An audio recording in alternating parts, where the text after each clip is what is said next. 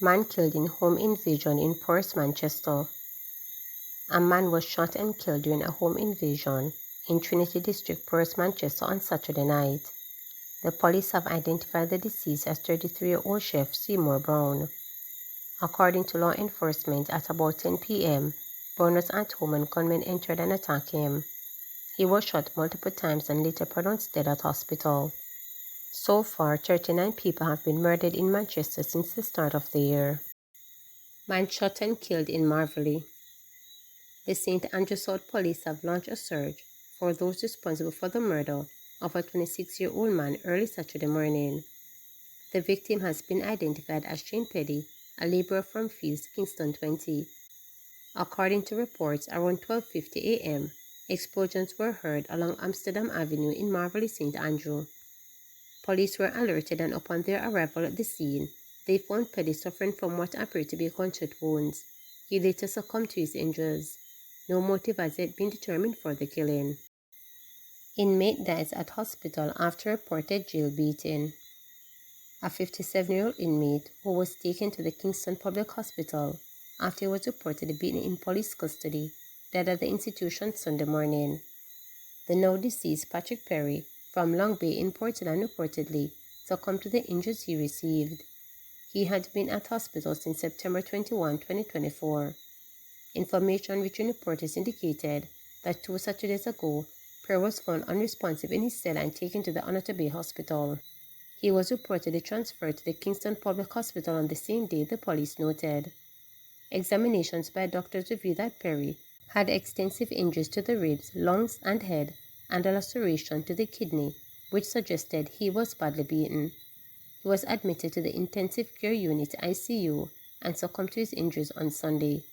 The Independent Commission of Investigations has been informed of the matter and has launched an investigation, the police confirmed.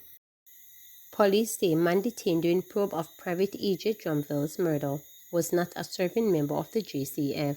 Police have clarified that a man taken into custody during the investigation of Jamaica Defence Force JDF member E.J.'s murder was not a serving member of the Jamaica Constabulary Force JCF. The police have also indicated that the 31-year-old man is not directly connected to the death of the soldier. In a statement, the JCF said it has taken note of reports that a serving member of the JCF was arrested in connection with the homicide of Private E.J. It said these reports are false. The constabulary stressed that no serving member of the JCF has been taken into custody in relation to this matter. It explained that as part of the investigation into the death of Private E.J., which occurred on Friday, August 23rd this year, police apprehended the 31-year-old resident of Charles Street at approximately 12:10 p.m. on Saturday, September 28, 2024. The JDF said the individual was taken to the Major Investigations Division MID for questioning. It noted that the man was dismissed as a trainee from the force over 2 years ago following an unstated incident. The constable said the man's apprehension occurred during the course of investigation, but is not directly connected to the death of the JDF private. The JCF added that it remains committed to working closely with partners in the JDF to bring the investigation to a swift and just conclusion. St. Mary Police blames spillover from other divisions for several incidents of crime in the parish. Head of the St. Mary Police Division, Superintendent Bobette Morgan Simpson, says the parish is seeing a spillover of crime from other police divisions. Speaking this weekend, the superintendent noted that murders have decreased in the parish this year. She said St. Mary has recorded 18 murders to date, compared to 26 for the corresponding period last year. The superintendent noted that clear-up rate for murders has also improved to 65%. She added, however, that several shooting incidents and at least one murder in the parish stem from issues in another police division. We have been experiencing a spillover from St. Andrew North, for instance. For this year, we have had a couple of incidents that have taken place to include a murder that was actually a spill-off from St. Andrew North. So an incident took place in St. Andrew North and it played out with somebody being killed in St. Mary. And we have had a couple of shootings as well as a result of the same thing, spillover.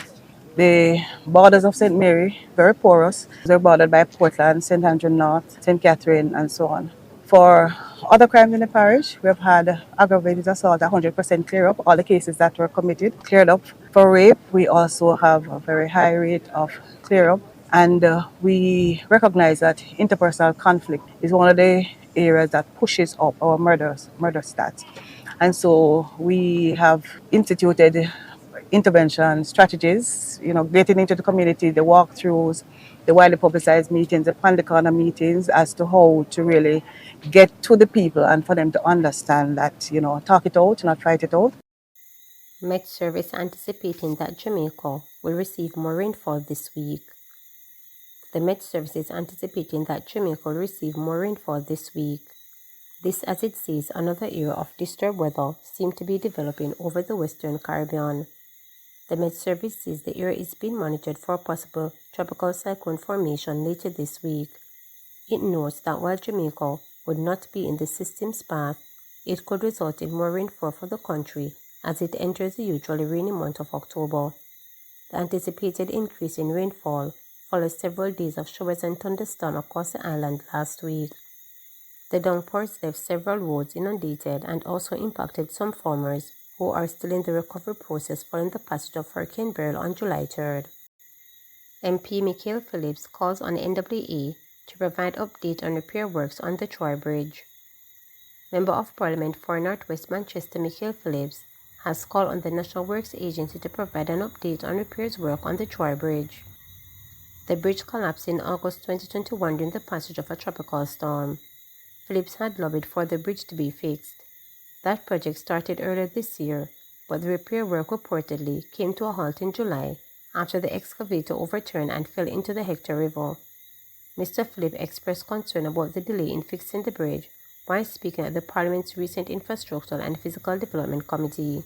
Even though the contract has been signed, it has been slow in implementation. Yeah? I got a report last week from, I inquired of the project manager, the NWA project manager, because since the misfortune with the heavy equipment falling into the river, no work has taken place, and my understanding through the project manager is that there are some light poles that should have been relocated by JPS. Should have been done Friday of last week. I mean, I have not inquired since then.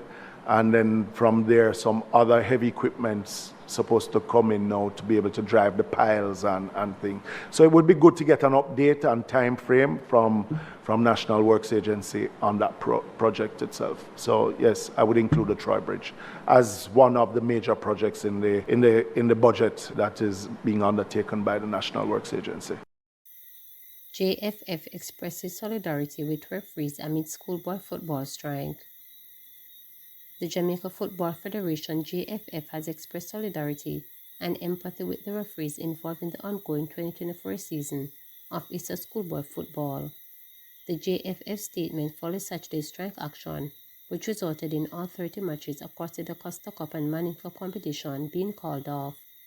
Reporters understand that the referees withdrew their service after several incidents in which members were allegedly attacked. The referees have since requested a meeting with ISA to review the security protocols in place for the competition and to provide support for all members as we plan for the remainder of the competition. In its release, the JFF stated that referees should feel safe in performing their duties and that their decisions on the field should be respected. The referees are an integral part of football development and they should not feel threatened in any way while performing their duties. The JFF support the decision for them not to participate in any ISA schoolboy football matches until their safety can be assured, the statement continued. Any further incidents will have more consequential action, said JFF General Secretary Dennis Jong.